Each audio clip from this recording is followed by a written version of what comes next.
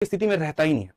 और हमने यहां पर क्या सोचा कि सारी गड़बड़ियां जो है वो तो नीचे यहां पर वेंडर वालों के हाथ में है, तो हम यहां पर डीओपीटी मिनिस्टर से मिलेंगे और वहां से हम ये बातें कहेंगे, उनसे हम सारी की सारी बातें अपने सामने रखेंगे, तो क्या पता यहां पर वो एक्शन ले ले। ठीक है, और इसके लिए हमारे शिक्षक मीटिंग भी करते हैं डीओपीटी मिनिस्टर से। बट पहले भी मैंने ये बात कहा था कि ये कहीं पर भी सार्थक नहीं था, क्योंकि हमारे भाइयों को, हमारे शिक्षकों को, हमारे कलीग्स को ये लगा कि वो मिलना ही अपने आप में एक बहुत बड़ी जीत है। और तब भी हमने कहा था कि यहाँ पर ये जो है बहुत एक छोटी सी चीज थी। मैं आपको बताता हूँ वो छोटी चीज क्यों थी। एक ऐसी फोटो आपके सामने अभी मैं रखता हूं जहां पर आपके थोड़े से मेरे भाई अंदर आत्मा तो हिल जाएगी और आप विश्वास हो सकता है आपका उठ भी जाए।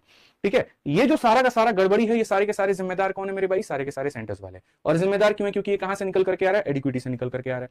पेपर की जिम्मेदारी किसको दी गई है? एडिक्विटी को दी गई है। एडिक्विटी ही सही तरीके से पेपर करवा रही, तो इनकी क्या मतलब यहां गलती है?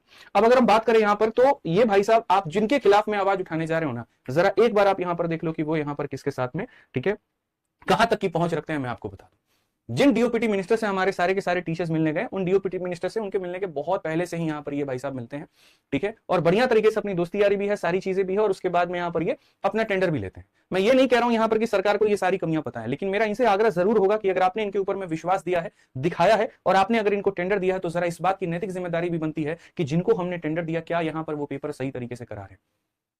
हम कहां पर आग्रह करने गए थे? हम अपने मिनिस्टर साहब से आग्रह करने गए थे। और क्यों करने गए थे? क्योंकि इनको चुन करके हमने भेजा वहां पर कि हमारे लिए काम करे, बच्चों के हित के लिए काम करे, जनता के लिए यहां पर काम करे। लेकिन मेरे भाई चीजें कुछ और ही बयान हो गई।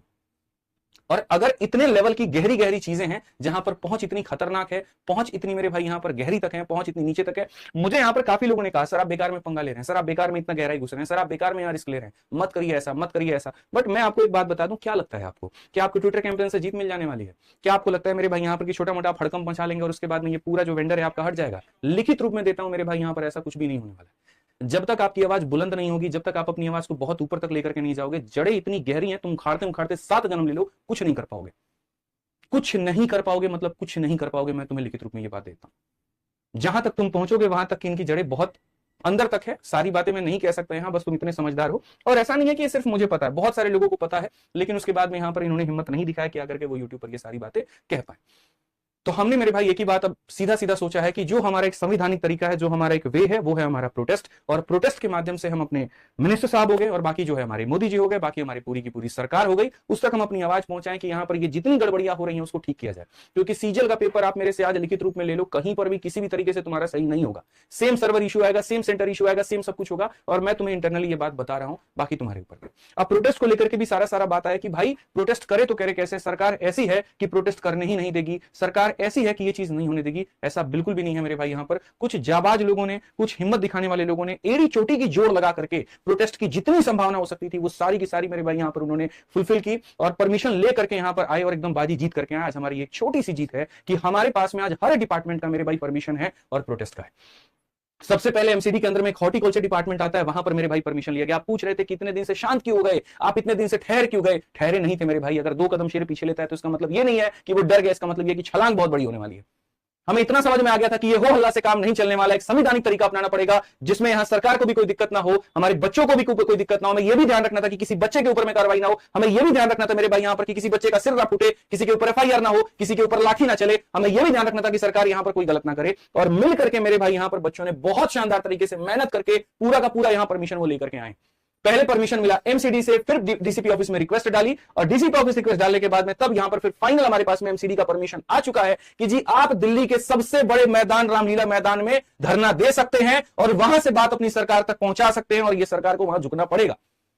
आज हमारे पास में दिल्ली के एमसीडी ऑफिस से परमिशन है, दिल्ली के डीसीपी ऑफिस से परमिशन है, सिक्योरिटी चार्जेस पे हो चुके हैं, सब कुछ यहां पर हो चुका है, और पूरा मैदान मेरे भाई यहां तैयार हो चुका है। मैं आपको इस बात को बता दूं और परमिशन साफ तौर पर मैं आपको दिखा दूं, हम कहीं पर भी कोई भी काम इलीगल नहीं करेंगे जिससे हमारे बच्चों के ऊपर में बात आए, और इस एडिक्विटी को हटा करके रहेंगे। एक ऐसी संस्था यहां पर जिसने बच्चों के साथ मजाक किया है, खिलवाड़ किया है, यहां पर कहीं ना कहीं उनके साथ में धोखा किया है, उसको हटाने की बारी अब आ चुकी है, उसको जड़ से उखाड़ने की बारी आ चुकी है, और उसको हम लोग नहीं छोड़ेंगे। पीछे से पूरी तरीके से आदमी इसमें लगा हुआ था। और मैं आपको बताऊं, दिल्ली के इतिहास में अन्ना के आंदोलन के बाद में यह दूसरा एक ऐसा आंदोलन होने वाला है रामलीला ग्राउंड में जिसकी परमिशन मिली है। सबसे बड़ी बात। दूसरी बात, पूरे भारत में, दिल्ली में अगर हम बात करें तो बच्चों का यह सबसे बड़ा आंदोलन होने वाला है जो किसी संस्था के खिलाफ है, जो उनके यहां पर हो रही कमियों के ऊपर में खिलाफ है, जो उनके साथ हो रही नाइंसाफी के ऊपर में खिलाफ में है।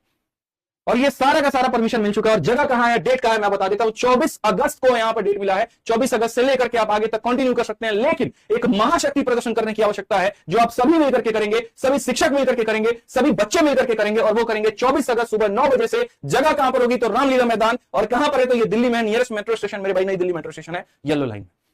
मेरे दम पर जो हो सकता था, मेरी टीम के दम पर हो सकता था, इन बच्चों के दम पर जो हो सकता था, इन्होंने आकाश पाताल एक करके वो चीज खोद करके निकाली है और आपके सामने रखा है। अब मेरे भाई ये आवाज आपकी है कि क्या आप बैठ करके मुख्य दर्शक बनना चाहते हैं और आप ये देखना चाहते हैं कि कैसे सॉल्वर लोग आपस में कंपटीशन करके कट ऑफ को बढ़ा करके नौकरी लेके चले जाते हैं, और तुम मासूम बेचारे यहां पर बैठ करके अपने घर में एक सरकारी नौकरी का आस देखते रह जाते हो, लेकिन 4 साल तक तुम्हारा सिलेक्शन नहीं होता है। अगर तुम इसी में जीना चाहते हो तो अपने घर में बैठो, लेकिन अगर तुम यहां पर अपने हक की लड़ाई लड़ना चाहते हो तो तुम्हें यहां पर 24 अगस्त 9 बजे रामलीला मैदान पर आना पड़ेगा और यहां पर सरकार तक अपनी आवाज पहुंचानी पड़ेगी, उस एडिक्यूटी को हटाना पड़ेगा।